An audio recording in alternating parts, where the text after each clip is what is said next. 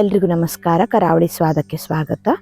ಇವತ್ತಿನ ವಿಡಿಯೋದಲ್ಲಿ ತುಂಬಾ ಸಿಂಪಲ್ ಆಗಿ ಸಖತ್ ಟೇಸ್ಟಿಯಾಗಿ ಮೊಟ್ಟೆ ಮಸಾಲನ ಹೇಗೆ ಮಾಡೋದು ಅಂತ ತೋರಿಸ್ಕೊಡ್ತಾ ಇದ್ದೀನಿ. ಚಪಾತಿ, ರೊಟ್ಟಿ, ದೋಸೆ ಹಾಗೆ ಅನ್ನ ಮತ್ತು ಮುದ್ದೆಗಳ ತುಂಬಾ ಚೆನ್ನಾಗಿರುತ್ತೆ. ಅಷ್ಟೇ ಈಸಿಯಾಗಿ ಬೇಗನೆ ಮಾಡ್ಕೋಬಹುದು. ಬನ್ನಿ ಹೇಗೆ ಮಾಡೋದು ಅಂತ ನೋಡೋಣ. ಮೊದಲಿಗೆ ಮಸಾಲೆನ ರುಬ್ಕೊಳ್ಳಿಕ್ಕೆ ಒಂದು ಚಿಕ್ಕ ಜಾರ್ ತಗೊಂಡು ಒಂದು 10 ರಿಂದ 12 ಆಗುವಷ್ಟು ಬೆಳ್ಳುಳ್ಳಿ ಹೆಸಳನ್ನು ಸಿಪ್ಪೆ ತೆಗೆದು ಹಾಕ್ಕೊಂಡಿದ್ದೀನಿ. 1 ಇಂಚ್ ಆಗುವಷ್ಟು ಶುಂಠಿ, ಸ್ವಲ್ಪ ಪುದೀನ ಸೊಪ್ಪು, ಸ್ವಲ್ಪ ಕೊತ್ತಂಬರಿ ಸೊಪ್ಪು ಹಾಗೆ 1-2 ಈರುಳ್ಳಿನ ಕಟ್ ಮಾಡಿ ಹಾಕೊಂಡಿದ್ದೀನಿ. ಖಾರಕ್ಕೆ 2 ಹಸಿಮೆಣಸಿನ್ಕಾಯಿನ ಹಾಕೊಳ್ತಾ ಇದ್ದೀನಿ. ಚಿಲ್ಲಿ ಪೌಡರ್ ಸಹ ಬಳಸ್ತಾ ಇರೋದ್ರಿಂದ 2 ಹಾಕೊಂಡಿದ್ದೀನಿ. ಖಾರ ನೋಡ್ಕೊಂಡು ಹಸಿಮೆಣಸಿನ್ಕಾಯಿನ ಸೇರಿಸ್ಕೊಳ್ಳಿ. ಹಾಗೆ 1-2 ಟೊಮೆಟೊನ ಸಹ ಸೇರಿಸಿ ನುಣ್ಣಗೆ ಇದನ್ನು ಪೇಸ್ಟ್ ಮಾಡ್ಕೊಳ್ಬೇಕು. ನೋಡಿ, ಈ ರೀತಿ ನುಣ್ಣಗೆ ಪೇಸ್ಟ್ ಮಾಡಿಕೊಂಡು ಇದನ್ನು ಇವಾಗ ಪಕ್ಕಕ್ಕಿಟ್ಟು ಹಾಗೆ 6 ಮೊಟ್ಟೆನ ಬೇಯಿಸಿ ಸಿಪ್ಪೆ ತೆಗೆದಿಟ್ಕೊಂಡಿದ್ದೀನಿ. ಮೊಟ್ಟೆ ಕ್ವಾಂಟಿಟಿನ ಜಾಸ್ತಿ ಸಹ ತಗೋಬಹುದು.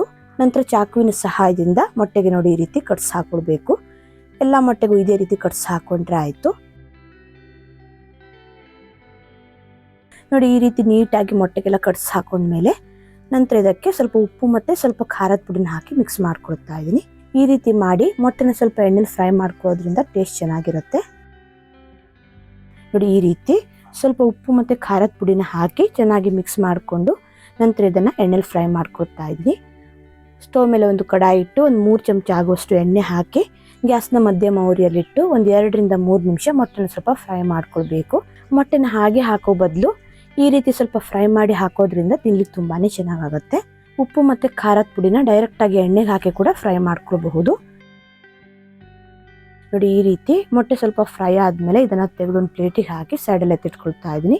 ಈ ಫ್ರೈ ಮಾಡಿ ಇಟ್ಕೊಂಡಿರೋ ಮೊಟ್ಟೆನ ಮಸಾಲೆಗೆ ಕೊನೆಗೆ ಸೇರಿಸ್ಲಿಕ್ಕಿದೆ. ನಂತರ ಅದೇ ಎಣ್ಣೆಗೆ ಅರ್ಧ ಚಮಚ ಜೀರಿಗೆ, 1 ಪೀಸ್ ಚಕ್ಕೆ, 1 ಏಲಕ್ಕಿ ಹಾಗೆ 2 ಲವಂಗನ ಹಾಕ್ಕೊಂಡಿದ್ದೀನಿ.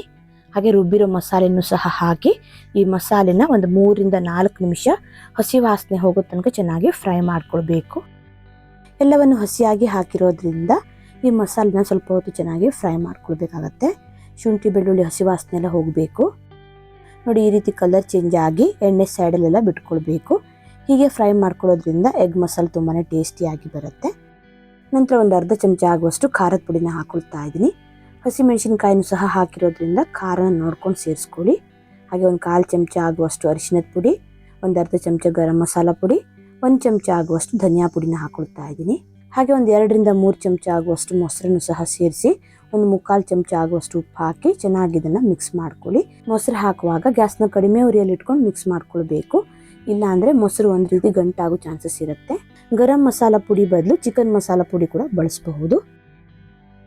2 ರಿಂದ 3 ನಿಮಿಷ ಈ ಮಸಾಲೆನೆಲ್ಲ ಹಾಕಿ ಚೆನ್ನಾಗಿ ಮಿಕ್ಸ್ ಮಾಡಿಕೊಂಡು ನಂತರ ಇದಕ್ಕೆ ನೀರು ಸೇರಿಸಿದ್ರೆ ಆಯಿತು.